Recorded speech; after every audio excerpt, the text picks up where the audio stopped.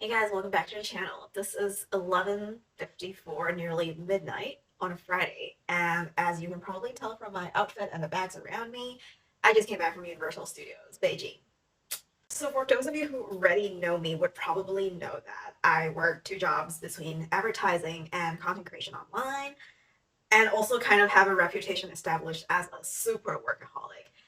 And to be honest, my workload right now, as Double 11 approaches and end of year review is happening, is insane. I'm literally juggling my workload between 6 to 8 projects right now as we speak. But I still took a day off and flew to Beijing and went to Universal Studios just for the Harry Potter section. And friends and family have been super astonished. When I posted in my friend circle, everyone was like, Keely, what the hell are you doing there? It's not like I'm not allowed to go there, but they were just really surprised that in a moment where it's kind of peak season for our industry, I took a precious day out and went to a theme park.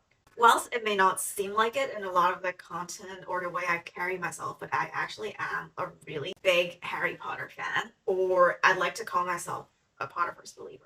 So in explaining to my friends why I took the day off and ended up looking like this in Beijing, I suddenly realized that I have a very interesting story to tell about how I got into the world of Harry Potter. So I just thought before I pass out completely in bed, I wanted to do a quick video and share with you guys of how magic or Harry Potter has basically transformed my life. I have decided to do this video in English because when I was telling the story, because of my background as a hockey, because of me switching between languages, I couldn't help but to kind of bring forth the narration in a way that's very 中英夹杂，就是我讲这个故事的时候没有办法脱离这种多语言混杂的语言体系，然后我知道这样子在社交媒体上很容易被骂，所以我觉得我就直觉用了一个我比较舒服，而毕竟这个故事的 context 就是一个西方的魔法背景，所以还是英文版比较简单。So I just wanted this to be super quick.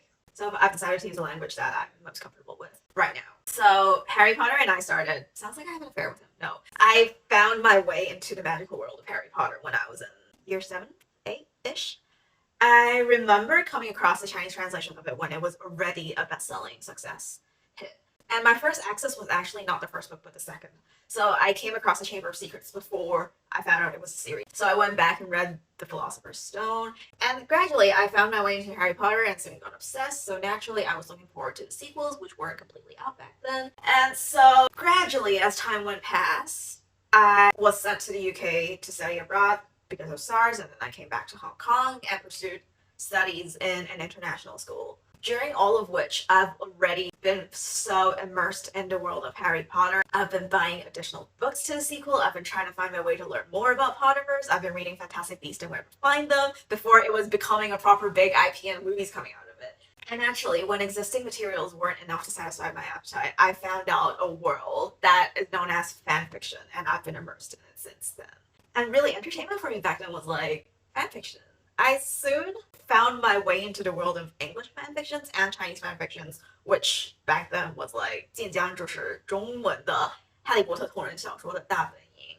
And I spent an excessive amount. I'm known as the girl that goes around and just reads on her laptop, on her phone, on whatever devices that were available back then.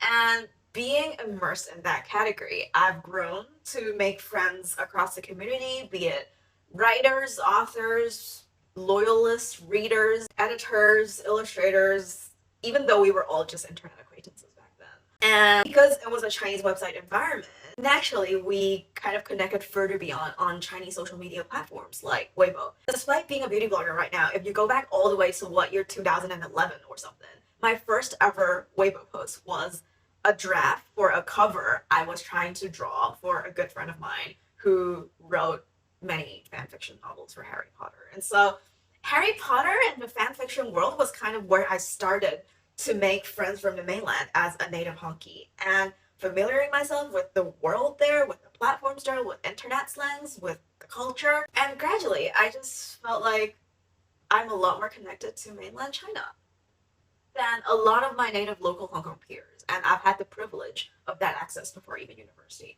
And so naturally, when I went into uni, I made a lot of friends with mainland students who were studying in Hong Kong. I went to HKUST. It's known for having a very large population of mainland students. Then because I pursued an advertising career, Ogilvy was my first job and I spent almost 5 years there. And because of my understanding and learnings of the local platform, I was actually promoted in a much quicker pace than many of my peers of my age in my status. Because, I mean, even when we were working in Hong Kong as a market, we were targeting inbound mainland tourists. So naturally, a couple of years later, I found a really good opportunity for me to move myself to Shanghai, and I gladly accepted it. A lot of people have been asking me, Keely, you're a native honky. How is your Mandarin so good? To a point where my Mandarin is now, not that I'm calling it perfect, but I guess I could say it's better than most native honkies. And to a point where I'm being questioned on my Hong Kong heritage, where people are like, your Mandarin is so good, you can't possibly be from Hong Kong. My parents were both born and raised in Hong Kong. I grew up pretty much my entire life in Hong Kong. I studied in Hong Kong just in international school. I went to a local Hong Kong university. Like, how Hong Kong could my background further be? But because of my language skills, because of how I picked up accents across, and because of my unusual familiarity and immersiveness into the local culture over here. Anyway, it's just that's kind of a different story. But looking back, when I was trying to explain to friends and people around me on why I took the time out to go to the Harry Potter studio, and looking back, really, I established my career today in advertising and social media because I am one of the rare honkies that know mainland very well, and just one of the many crazy possibilities that were enabled to me across my community and obsession for fanfiction. There was this one friend that I made in this network of fanfiction lovers where we were just obsessing over these novels, where we were just, you know, your regular internet friends. We share novels, we share hobbies, we chat occasionally, we've never met, and we vaguely know what each other does, but never really. And we chat and we talk shit, and and a couple of years into my career, over a specific occasion, I found out that her day job was actually in the entertainment industry, and that she is the manager of one of the mainland idols. 就是她是我曾经的一个小墙头的经纪人。几年来的网友突然变成了你工作上的人脉，以及甚至是你喜欢的另外一个圈子的重要构成部分。It just feels so unbelievable. And I cannot even, and really the list could just go on and on and on of how my network, of how the knowledge I've acquired across my years of fanfiction hunting has somehow fueled and enabled my work in weird ways. I'm still thoroughly amazed by how everything just connects and happens.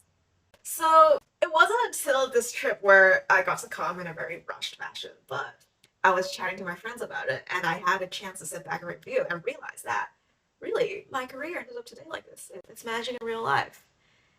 I'm doing this video not because I'm telling everyone go read Harry Potter now and fall madly in love with it, but not that, nor that I also know this is not a kind of experience that's very relatable or valuable for reference or worth referring to.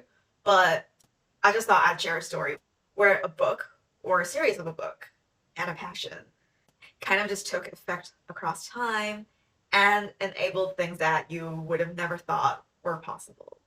And coming to September season, where career topics are trending across different social platforms, I just want to say, regardless of whether you're looking for a job, where you have a first job, where you've been in a job for a while, but coming from personal experiences, coming from what I see and observe throughout the industry, those that are driven by passion will always go further and faster. Passion is kind of, I wouldn't say shortcut, but it's a very powerful intrinsic propellant from a career perspective. So cliche as it is, but really find what matters for you, follow your heart. If you love something, go after it. Time and passion will prove to you how magical things are and how far it could take you to places where you have never imagined and enable successes that you just couldn't pre-plan for. Men could fail you. Men, women, people in general. You could never rule out the possibility of failing, but really passion and making an effort for what you're passionate for, that always works. So yeah, just a random little nighttime chat. I don't know if the story is inspirational. I don't know if the story is boring. I just thought I want to share with you guys. So night, I'm gonna go take off my makeup and sleep. And I should hopefully be sharing my USB vlog soon, sometime, more or less. Okay, so bye.